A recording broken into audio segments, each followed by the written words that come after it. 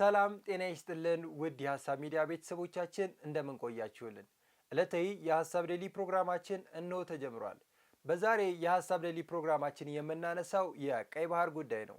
በተለይ ሀገራችን ኢትዮጵያ ቀይ ባህርን በማጣቷ ምን አይነት ኪሳራዎች ገጥመዋታል? ኢትዮጵያ ላይስ ምን አይነት ጫናዎችና አዳፋዎችን ይዞ መጥቷል የሚለውን የምንመለከት ነው የሚሆነው። በተለይ በኢኮኖሚ ዘርፍ፣ በጂኦፖለቲካ እንደዚሁም ደግሞ በቀጠናዊ ትስስር ላይ በኢትዮጵያ ላይ በርካታ ጫናዎችን አመጧል። ኢትዮጵያ በቀይ ባህር ላይ አቅምና ስልጣን የነበራት ሀገር ነበረች። ዛሬ ላይ ቀይ ባህርን ተገቢ ባልሆነ ምክንያት አጣች። ነገር ግን ቀይ ባህርን ካጣች በኋላ በርካታ ችግሮች ሲደርሱባት ቆይተዋል። እነዚህ ችግሮች ደግሞ ኢትዮጵያ የራሷን አክሰስ ማስመለስ የምትችልበት ሰፊ እድሎች ባሉበት ሁኔታ ነው። ላለፉት በርካታ ዓመታት ስለ ቀይ ባህር በዝምታ ታልፏል። እንደዚሁ በድብቅ ሲኖሩ ተከርመዋል። ነገር ግን ዛሬ ላይ ጠቅላይ ሚኒስትር ዶክተር አብይ አህመድ መሽኮርመም ይበቃል፣ በቀይ ባህር ላይ ያለንን ተሳትፎ ማስጠበቅ አለብን ብለዋል። በእኛ በአባይ ጉዳይ ሌሎች ሀገራቶች እየተወያዩ ሌሎች ሀገራቶች እየተደራደሩ በራሳችን ቀይ ባህር እኛም መደራደርና መወያየት እንደዚሁም መነጋገር አለብን ብለዋል። አባይ እኮ እኛ ድንበር ውስጥ በእኛ ገንዘብ የሰው ውሃ ሳነካ ማንም አይሰማኝም። አባይማ እናንተ ብቻ አይደለም። ግብጾች፣ ሱዳኖች ህልውናቸው ነው። ሁሉም ሰው የሚናገረው ይሄን በቃ ምንም ታቡ አይደለም። ኢትዮጵያ ውስጥ ግን በጣም የሚያሳዝነኝና የሚያመኝ ነገር የቀይ ባህርን ጉዳይ በፓርላማ አባላት ደረጃ እንኳን ሐሳብ መወያየት እንደ ነውር እናስባለን። ያንተን አባይ ያንተን ህዳሴ ከነገንዘብህ ከነምናምንህ በየትኛውም አጀንዳ ላይ ሰው እንደፈለገው እየተነጋገረ አንተ ግን ቀይ ባህርን የሚያክል ነገር እንደ አይዲያ መነጋገር ለምን ታቡ ይሆንብሃል? አትውሰደው ይቅር፣ ግን ለምን አነጋገርበትም? ጠቅላይ ሚኒስትሩ ይህንን ሐሳብ ያነሱት እንግዲህ ቀይ ባህር በኢትዮጵያ ኢኮኖሚ ላይ፣ በኢትዮጵያ እድገት ላይ፣ በኢትዮጵያ ብልጽግና ላይ ምን አይነት ጫና እያደረሰ እንደሆነ ስለተመለከቱና ስላዩ ነው። ለዚህም ነው የቀይ ባህርን ጥያቄ የትውልድ ጥያቄ አድርገው ያቀረቡልን። ዛሬም ይህንን የትውልድ ጥያቄ ለመመለስ ሁሉም ኢትዮጵያዊ በሚችል አቅሙ እየተንቀሳቀሰ ይገኛል። በሀገራችን የኢኮኖሚ ዘርፍ ላይ በተለይ ደግሞ ባለፉት ጊዜያቶች በተለይ የቀይ ባህር አክሰስ ወይንም ደግሞ የባህር በርና የራሳችን ወደብ ባለመኖሩ በርካታ ኪሳራዎች ደርሶብናል። ከጎረቤታችን ጅቡቲ የምንጠቀመው የወደብ ኪራይም ከፍተኛ ዋጋ በመሆኑ የሀገር ኢኮኖሚ ላይ በርካታ ዳፋዎች አሉት። እንደሚታወቀው ኢትዮጵያ የራሷ የባህር በር ወይንም ደግሞ ቀይ ባህር አክሰስ ስለሌላት የኢኮኖሚ ሉዓላዊነቷን አጣለች፣ የበይነ መረብ ሉዓላዊነት አጣለች። በቀጠናው ጂኦፖለቲካ ላይ ተሰሚነት እንድታጣ ሲያደርግ ቆይቷል። ይሄ ጊዜ አብቅቷል። ዛሬ ሁሉም ኢትዮጵያዊ የራሱ የሆነውን ቀይ ባህር ለማስመለስ ደፋ ቀና እያለ ይገኛል። ቀይ ባህር የኢትዮጵያ ነበረ። ነገር ግን የተነጠቅንበት መንገድ ተገቢ እንዳልሆነ የሚያውቁ ሀገራቶች የኢትዮጵያን የባህር በር ጥያቄ ላለመመለስ አሁንም ጥያቄ በጥያቄ እያነሱ ይገኛሉ። ነገር ግን ይሄ ዘመን አብቅቷል። አሁን ኢትዮጵያ በዲፕሎማሲያዊ እንቅስቃሴዋ የባህር በር ለማግኘት ሰፊ እንቅስቃሴ እያደረገች ትገኛለች። ኢትዮጵያ የማይናወጥ ብሔራዊ ጥቅም አላት። ዓለም ዛሬ ይስማ። የቀይ ባህር አክሰስ ሰላማዊ በሆነ መንገድ ኢትዮጵያ ያስፈልጋል። በጦርነት አንፈልግም፣ በኃይል አንፈልግም። በቂ ሪሶርስ ነው። በማንኛውም ሕግ በማንኛውም የሀገር ልምምድ ኢትዮጵያ ይገባታል። ብዙዎች እኮ ነውር ነው ይላሉ። 120 ሚሊዮን ሕዝብ መቆለፍ ወይኛ ወይ ልጆቻችን ያሳኩታል። ጥርጣሬ የለውም። ሀገራችን ኢትዮጵያ እነዚህን አይነት ችግሮች እንዴት ደረሱባት? በተለይ ደግሞ በኢኮኖሚ በበይነ መረብና በቀጠናው ጂኦፖለቲካ ላይ ምን አይነት አዳፋዎች ሲደርሱባት ነበር የሚለው እንመለከታለን። የመጀመሪያው እንግዲህ በኢኮኖሚ ዘርፍ ሉዓላዊነቷን አጣና እንደዚሁም በኢኮኖሚ ላይ በርካታ ጫናዎች ሲደርሱ ነበረ። ኢትዮጵያ ቀይ ባህር አክሰስ ወይንም ደግሞ የራሷ የባህር በር አለመኖሩ እያንዳንዱ ኢትዮጵያዊ የኢኮኖሚ ችግር እንዲያጋጥመውና ሁላችንም ቤት ያለው የኢኮኖሚ ቀውስ ላይ በቀጥታም ሆነ በተዘዋዋሪ ይደርስብናል። ይሄም የሆነው እንግዲህ የኢኮኖሚ ሉዓላዊነት ወሳኝና አሳሳቢ ጉዳይ ነው። በተለይ ደግሞ በርካታ ሚሊየን ህዝብ ያላት ሀገር እንደመሆኗ ኢኮኖሚዋን ለማስጠበቅና በኢኮኖሚ እድገት ለማምጣት በርካታ ስራዎችን መስራት ይኖርባታል። ሀገራችን ኢትዮጵያ የባህር በር ካጣችበት ጊዜ አንስቶ እስከ ዛሬ ድረስ በሀገራችን የኢኮኖሚ እድገት ላይ ከ20 እስከ 30 በመቶ የሚደርስ ምጣኔ እንዲገታ ሆኗል። ይሄም የሆነው እንግዲህ በተለይ ደግሞ ኢትዮጵያ የራሷ ወደብ ስለሌላት ወደብ ተከራይታ በመኖሯ ከፍተኛ ጫና ሲደርሱባት ቆይተዋል። ይህንንም ጉዳይ እንግዲህ በውጭ ጉዳይ ኢንስቲትዩት የመካከለኛ ምስራቅና ኤዥያ እንደዚሁም ፓሲፊክ ጉዳዮች ዳይሬክተር የሆኑት ዶክተር አለሙ ቀናው እንዳሉት ከሆነ ኢትዮጵያ የባህር በር ማጣቷ ኢኮኖሚያ በሚፈለገው ልክ እንዳያድግና በዓለም አቀፍ ገበያ ላይ ተወዳዳሪ እንዳትሆን አድርጓታል ይላሉ። ይህንንም የሚሉት ተመራማሪው እንግዲህ በተለይ የኢትዮጵያ ኢኮኖሚ ኢምፖርትና ኤክስፖርት ላይ የሰው ሀገር ወደብ በመጠቀማችን በርካታ ችግሮች ይደርሱብናል። እነዚህም ችግሮችን ለመቋቋም ኢትዮጵያ የራሷ የባህር በር ኖሯት ቢሆን ግን እነዚህ ችግሮች ላይ በተለይ ደግሞ የሀገር እድገት ከ20 እስከ 30 በመቶ ከፍ ይል ነበረ። ይሄም ማለት አሁን ካለንበት የኢኮኖሚ እድገት ሌላ አዲስና ከፍ ያለ የኢኮኖሚ እድገት ይኖረን ነበረ። ነገር ግን ለበርካታ ዓመታት ቀይ ባህር ለኢትዮጵያ ምንም አይጠቅምም፣ ቀይ ባህርን ግመል ያጠጡበት እየተባለ የኢትዮጵያ ሕዝብን የኢኮኖሚ አዳፋውንና የኢኮኖሚ ሸክሙን እንዲሸከም ተገዶ ኖሯል። ለዚህም ነው ዶክተር አማረ ኢትዮጵያ የቀይ ባህር አክሰስ ማግኘቷ ወሳኝና አስፈላጊ ጉዳይ ነው የሚሉት።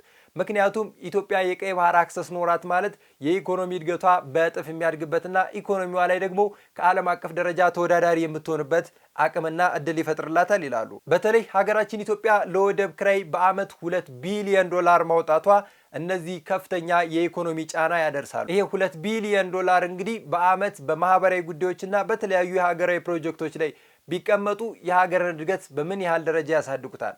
ለሀገር ኢኮኖሚስ ምን አይነት ትልልቅ አስተዋጽኦ ይኖራቸዋል ብለን ስንመለከት ከፍ ያለ ነው።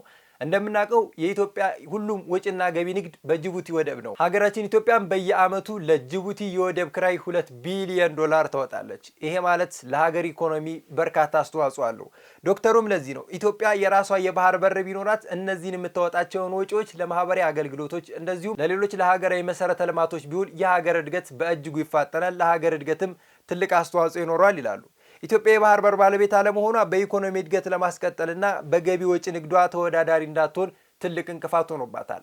ሀገራችን በርካታ ወደ ውጭ የሚላኩ ምርቶችና ሰብሎች እንደዚሁም ደግሞ የተለያዩ ሸቀጣሸቀጦችን ለመላክ የግድ የጅቡቲን ወደብ ነው የምንጠቀመው። ኢትዮጵያ በቀጠናው የግዙፍ ኢኮኖሚ ባለቤት በመሆኗ ይሄም ትልቅ አቅምና ትልቅ ኃይል ያላት ሀገር ሆና ነገር ግን የባህር በር የላትም። በርካታ የህዝብ ብዛት ያላት ሀገር፣ በቀጠናው ከፍተኛና ሀያል የኢኮኖሚ ሀያል ሀገር፣ እንደዚሁም ከአፍሪካ ተወዳዳሪ ኢኮኖሚ ያላት ሀገር። እነዚህ ውድድሯን ደግሞ የባህር በር ሳይኖራት ነው ያደረገችው። ነገር ግን የባህር በር ኖሯት ቢሆን ወጪ ንግዷን ራሷ ብታሳልጠው፣ ለወደብ ክራይ የምትከፍለውን ለሀገር እድገትና ለሀገር መዋለ ንዋዮች ብታወላቸው፣ የሀገሯን ወጪ ንግዶችን በተለይ ደግሞ ወደ ውጭ የምንልካቸውን እቃዎችና ሸቀጦችንም ሌሎችም ከውጭ የምናስገባቸውን እንደዚህ አይነት ሸቀጣ ሸቀጦች ላይ የሚጣሉብን ወይም ደግሞ ለጎረቤት ሀገራቶች የምንከፍላቸው ክራዮች ወይንም ደግሞ ገንዘቦች ቢቀሩልን የሀገራችን እድገት ወይንም ደግሞ የኢኮኖሚ ሉዓላዊነታችን ከዚህም በተሻለ ደረጃ ከፍ የሚልበት ሁኔታ ይኖራል። ኢትዮጵያ የቀጠናው ትልቅ ኢኮኖሚ ያላት ሀገር ሆና ላለፉት 36 ዓመታት የጅቡቲ ወደብን ስትጠቀም ነው የኖረችው።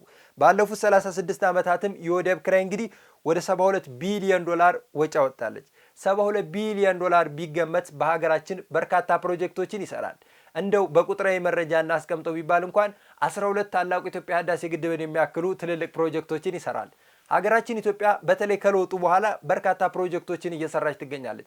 እነዚህም ፕሮጀክቶች የሚሰሩት በሀገር ሀብት፣ በሀገር እውቀት፣ በሀገር ልጅ ነውና የውጭ ተቋራጮችን ሳንጠራ በሀገራችን እየሰራንበት ባለው ሁኔታ እነዚህ አይነት ገቢዎቻችንን በሀገር ውስጥ ብናስቀር ከፍ የምንልበት ትልቅ ደረጃ ይኖረዋል።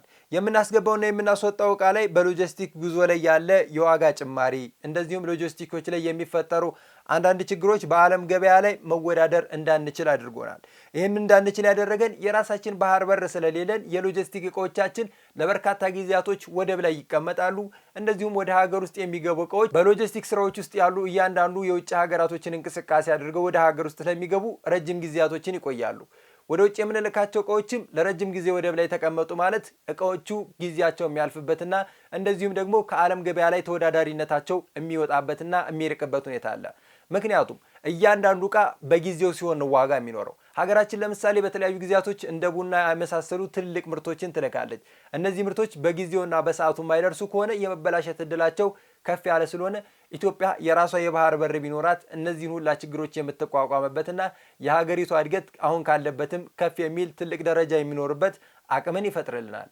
ከውጭ ሀገራት ወደ ሀገር ውስጥ የምናስገባቸው ማናቸውም ኮሞዲቲዎች በአማካይ ከ20 እስከ 30% የሚሆነው ዋጋቸው በሎጂስቲክስ በዚሁ በትራንስፖርት ውስጥ ባሉ ሎጂስቲክስ የሚመጣ ዋጋ ነው። ምክንያቱም 10 ብር የሚሸጠው እቃ 3 ብሩ በሎጂስቲክስ የሚመጣ ነው ማለት ነው።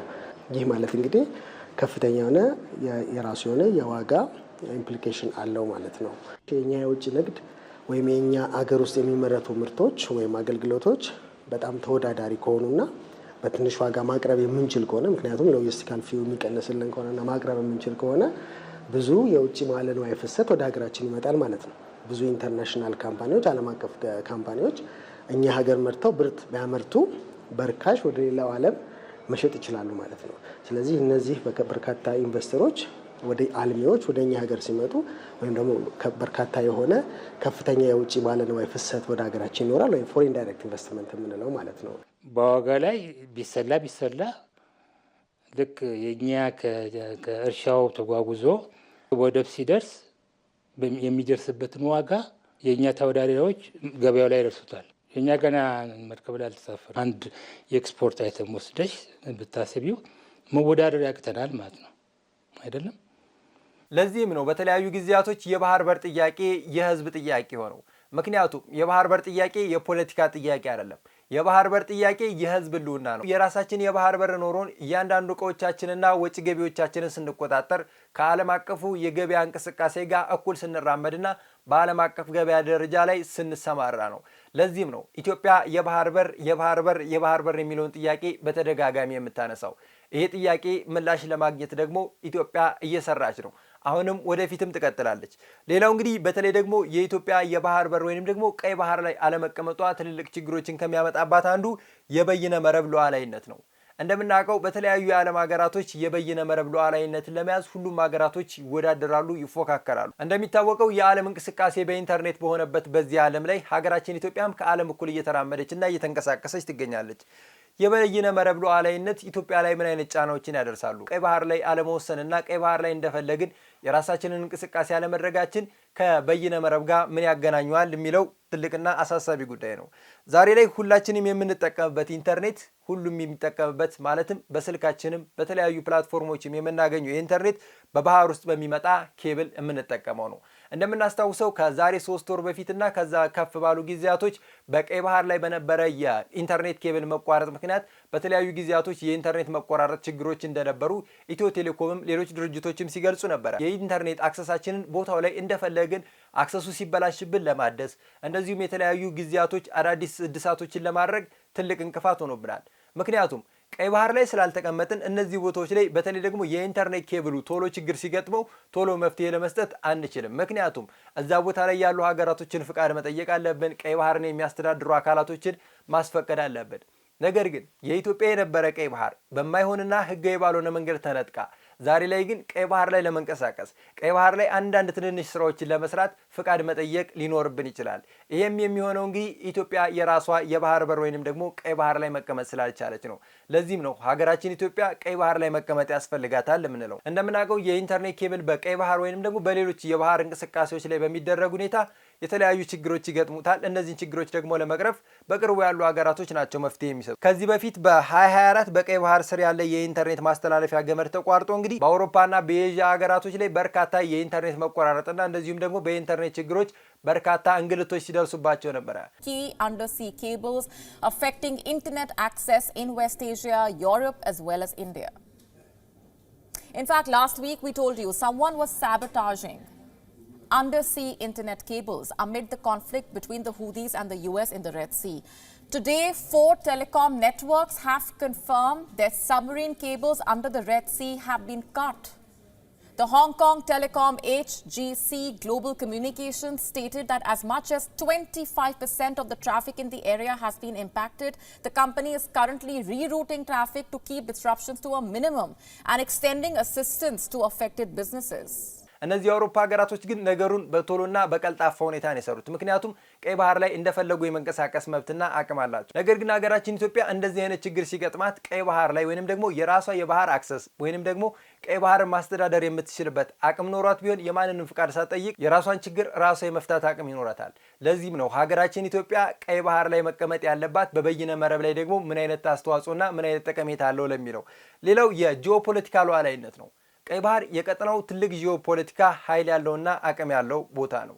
እንደምናውቀው በቀጠናው ያሉ ሀገራቶች ብቻ ሳይሆኑ የተለያዩ ሀያላን ሀገሮች ወደ ቦታው እያማተሩ ነው። አሜሪካ፣ ቻይና፣ ጃፓን የተለያዩ የዓለም ሀገራቶች እዚህ ቦታ ላይ የራሳቸውን ወታደራዊ ካምፕ ለመመስረት ትልቅ እንቅስቃሴ እያደረጉ ይገኛሉ። ቀይ ባህር ላይ ይህን ሁላ እንቅስቃሴ የሚያደርጉት አንደኛ የቀጠናው ጂኦፖለቲካ በጣም አስፈላጊና ወሳኝ ነው። ምክንያቱም ቀይ ባህር ላይ በተለያዩ የዓለም ሀገራቶች የንግድ እንቅስቃሴ የሚደረግበት ወሳኝና ዋና መስመር ነው። The Red Sea has played a crucial role in global trade for centuries. Its historical significance stems from being a key maritime route connecting the Mediterranean Sea to the Indian Ocean, facilitating trade between Europe, Asia, and Africa. ለዚህም ነው ቀይ ባህር በዓለም የንግድ እንቅስቃሴ ውስጥ ከኮንቲነር ጭነት እንኳን 30% የሚሆነው የዓለማችን የንግድ እንቅስቃሴ በቀይ ባህር ነው የሚደረገው። ይሄ ማለት እንግዲህ በርካታ የአውሮፓ የዓለማችን ሀገራቶች በቀይ ባህር ላይ ኮንቲነራቸው ይንቀሳቀሳል፣ መርከቦቻቸው ይንቀሳቀሳሉ። ለዚህም ነው ቀይ ባህር ላይ መሳተፍና መቀመጥ የሚፈልጉት። እንደዚሁም ለሌሎች ወታደራዊ አቅምና ሌሎች የተለያዩ ዓለም አቀፍ እንቅስቃሴዎች ቦታው ወሳኝና ስትራቴጂካዊ በመሆኑ በዚህ አካባቢ በተለይ በኤዥያ፣ አፍሪካ፣ አውሮፓ መካከል እንግዲህ በአመት በቀይ ባህር እንኳን በቀይ ባህር ላይ ብቻ $1 ትሪሊየን የሚደርስ የተለያዩ ሸቀጣ ሸቀጦች ይንቀሳቀሳሉ። ይሄ ማለት የዓለም ኢኮኖሚ በዚህ ቦታ ላይ ትልቅ እንቅስቃሴ ያደርጋል። ለዚህም ነው የተለያዩ ሀገራቶች ቀይ ባህር ላይ መስፈር የሚፈልጉት። The Red Sea remains a strategic waterway, hosting major trade routes and contributing significantly to global commerce and economic connectivity.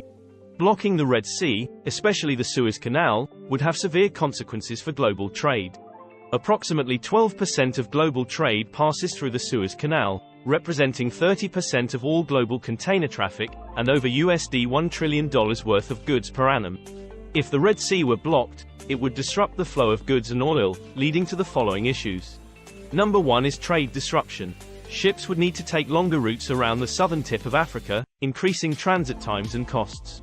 ነገር ግን የቀይ ባህር ባለቤት የነበረች ሀገር ቀይ ባህርን ስትወስን ስትጠብቅ ቀይ ባህር ላይ የተለያዩ እንቅስቃሴ ስታደርግ የነበረች ሀገር ዛሬ ላይ ወደ ቀይ ባህር እንዳትደርስ ስትገፋና እየተገፋችም ትገኛለች። ለዚህም ነው ሀገራችን ኢትዮጵያ የቀጠናው ጂኦፖለቲካ ላይ አሁን ካላት አቅምም የተሻለ አቅም እንዲኖራት በተለይም ቦታው ላይ መቀመጥ አስፈላጊ ከሲዩዝ ካናል በቀይ ባህር አድርጎ እስከ ኤደን ባህረ ሰላጤ ያለው ቦታዎች ላይ ከፍተኛ የተለያዩ ሽፍቶችና እንደዚሁም ደግሞ የባህር ላይ ወንበዴዎች አሉ። እነዚህ ወንበዴዎች ለመቋቋም ደግሞ የኢትዮጵያ ባህር ኃይል አቅም ስላለው የተለያዩ የአውሮፓ ሀገራቶች የኢትዮጵያን ቀይ ባህር ላይ መቀመጥ ይፈልጉታል። ነገር ግን ኢትዮጵያ ቀይ ባህር ላይ እንዳትቀመጥ የሚፈልጉ የጎረቤት ሀገራቶች የኢትዮጵያ እድገት የነሱ ወደ ኋላ መቅረት ነው፣ ከኢትዮጵያ ጋር መወዳደር ባይችሉም ኢትዮጵያን ግን ወደ ኋላ ማስቀረት ስለሚፈልጉ አሁንም ኢትዮጵያ የቀይ ባህር አክሰስ እንዳታገኝ የተለያዩ እንቅስቃሴዎችን እያደረጉ ይገኛሉ። ለዚህም ነው ሀገራችን ኢትዮጵያ በኢኮኖሚ ዘርፍ በበይነ መረብ ዘርፍ እንደዚሁም በጂኦፖለቲካ ዘርፍ ቀይ ባህር ላይ መቀመጥ አለባት የምንል። ሁሉም ኢትዮጵያዊ ዛሬ የትውልድ ጥያቄ አድርጎ ያነሳው የቀይ ባህር ጉዳይ በቀጣይ ስናስመልሰው ደግሞ ወይንም ደግሞ ወደ ቀይ ባህር ስንመለስ ሁሉም ኢትዮጵያዊ በቀይ ባህር አክሰስ ወይንም ደግሞ ኢትዮጵያ የባህር በር ስላላት ተጠቃሚ የሚሆንበት ጊዜ ቅርብ ነው። ውድ ተመልካቾቻችን ለዛሬ የነበረን ፕሮግራም ይህን ይመስል ነበረ። እናንተም ከፕሮግራሜ ጋር አብራችሁኝ ስለቆያችሁ ከልብ እያመሰገኑ በቀጣይ ቀን በሌላ ፕሮግራም እስከምንገናኝ ቸር ቆዩ።